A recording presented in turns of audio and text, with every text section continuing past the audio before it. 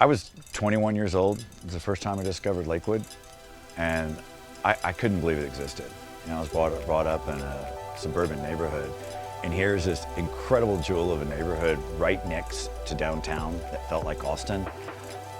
I mean, where is there a neighborhood that has these incredible historic structures right next to White Rock Lake, biking distance to downtown, and where everybody wants to be socially? It really is, to me, the only neighborhood I would ever consider living in the city. In the 50s, they built these garden-style courtyard buildings to create a sense of community. And over the decades, when land got a lot more expensive, the developers stopped building them that way. They started building larger and larger complexes, now up to 600 and 700 units. And so all the sense of community got lost in those large buildings. You have this ubiquitous white box and 700 units, parking garages in these long corridors. And if you do use the pool, there's 700 people and a long walk to get to the pool and back. We came in and we bought these courtyard buildings to kind of bring back this sense of community. And people really feel connected to each of their own individual courtyard spaces.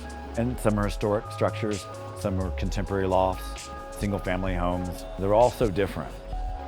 People have very short walking distance to their units.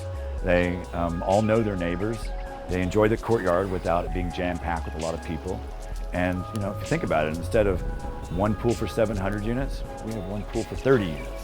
So you get a lot of land and a lot of atmosphere per unit.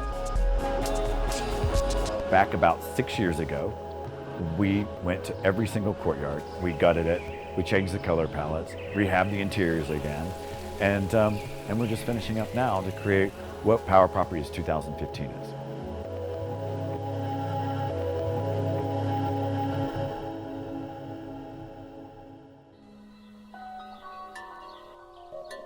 I think the hardest part about my job is that I don't want my own personal taste stamped out on all of these properties. We really try to create a sense of individuality, just like what Lake was all about.